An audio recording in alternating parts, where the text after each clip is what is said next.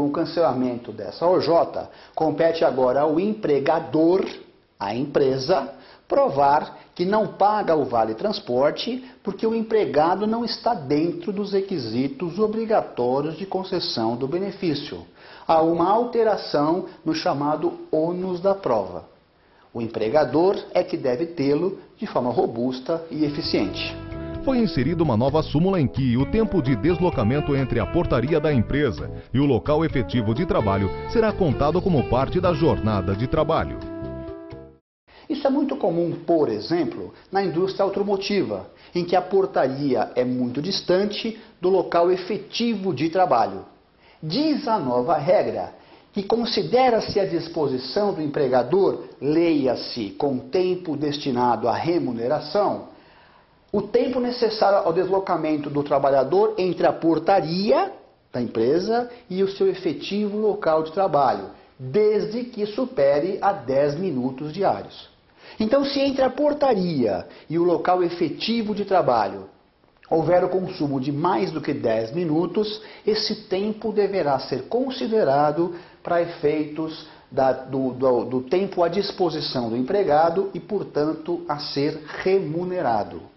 Tempo inferior a 10 minutos continua dentro da regra da razoabilidade de deslocação, sem que haja necessidade efetiva de pagamento.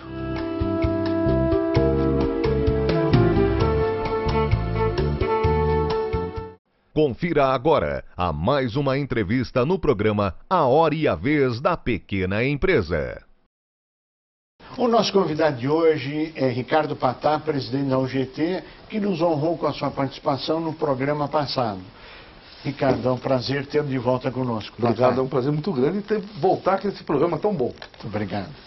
Bom, no final do programa passado, nós estávamos dizendo das importações, em última análise, da geração de emprego que nós estamos exportando os empregos do Brasil para outros países. E você estava dizendo que nós precisamos reolhar esse quadro. Qual a sua avaliação desse quadro? Uma vez que nós sabemos que em vários países do mundo que mandam produtos para o Brasil, tem trabalho infantil, tem trabalho escravo, tem nenhuma obediência à legislação ambiental, enfim, é uma selva contra um país que busca registro, formalização, etc. Qual a sua avaliação desse quadro? Na verdade, essa avaliação tem duas origens importantes. Realmente é muito ruim, em especial, nós estarmos trabalhando com produtos que foram produzidos, confeccionados por crianças. Isso é criminoso, né? Ou por trabalho escravo. Isso é só esse fato já é grave por demais. Eu estive participando em 1999, representando todos os trabalhadores do Brasil na OIT, onde foi lançado, naquela oportunidade, o trabalho decente, pelo diretor técnico que estava chegando naquele momento, o Somavia, que veio do Chile, que está até hoje, inclusive, como o diretor maior dessa instituição. E o trabalho decente veio no sentido de iniciar um processo de dar qualidade para a pessoa no seu mundo laboral. E uma década se foi e infelizmente continua com problemas dessa natureza em vários países e que algumas multinacionais utilizam desse sistema para poder ganhar mercado em outros locais. Então esse fato já é um fato grave, é um fato que nós devemos afastar e devemos lutar para impedir que ocorra isso. A segunda questão é que nós devemos, com certeza, sempre valorizar o nosso território, o nosso país. E nós temos capacidade. Nosso mercado interno. Temos capacidade para isso, para produzir roupas, automóveis, produzir benefícios, serviços especiais. Só que nós temos uma concorrência muito desleal ainda por motivos diversos. Entre eles aí entra um pouco da nossa política econômica. Eu não sei se é importante para o Brasil manter 300 bilhões de dólares de reservas. Eu não sei se é importante para o Brasil manter a taxa de juros do tamanho que está.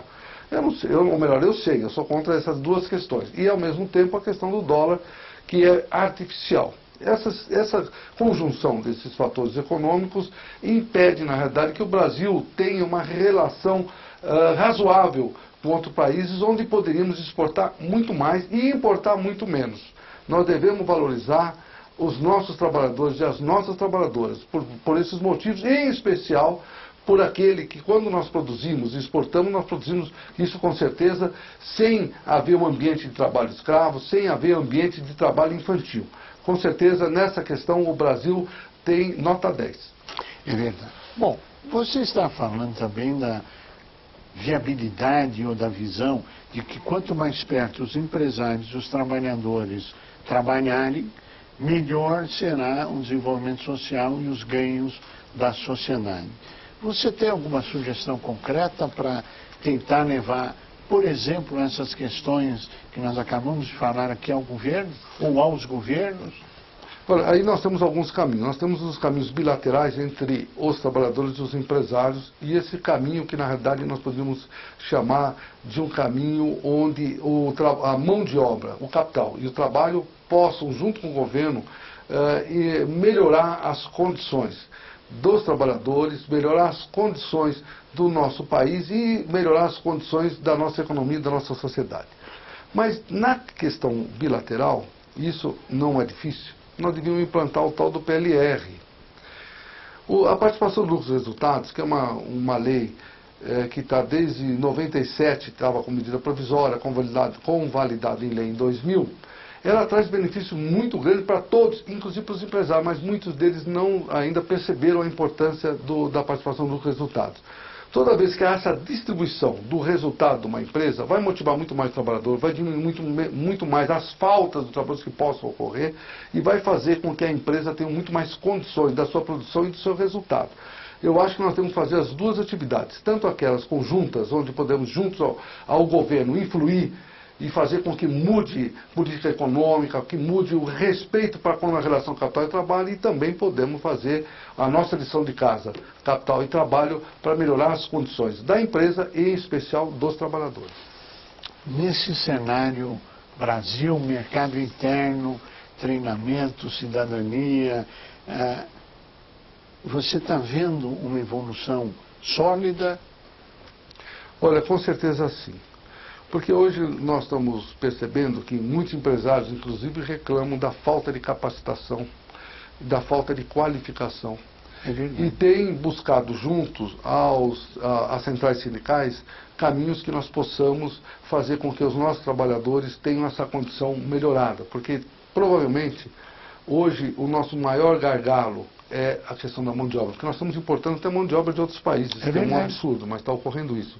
Então eu acho que melhorou muito a relação do capital e trabalho nesse sentido, porque a percepção ela é comum.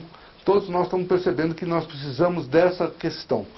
Nós estamos trabalhando também de forma conjunta na possibilidade de influir nas questões estruturantes do nosso país. Nós precisamos melhorar e melhorar muito, e eu acho que nós pensamos muito parecido, a questão dos portos, dos aeroportos, das rodovias. Tinham que ter ferrovia, é um absurdo o Brasil não ter a quantidade de ferrovia que necessitava. Optou por uma condição que eu acho que foi um absurdo, a questão de valorizar muito mais o automóvel, valorizar muito mais as estradas rodoviárias do que os trens e as questões dos trilhos, como também a hidrovia. Então eu acho que nós temos condições, e estamos fazendo isso em alguns conselhos, que até participamos de forma conjunta, onde nós podemos fazer com que haja essa capacitação, melhorar a educação e fazer com que essas questões que ainda nos prejudicam, porque o Brasil teria condições de exportar muito mais também se nós tivermos condições, tivermos os portos muito mais tranquilos.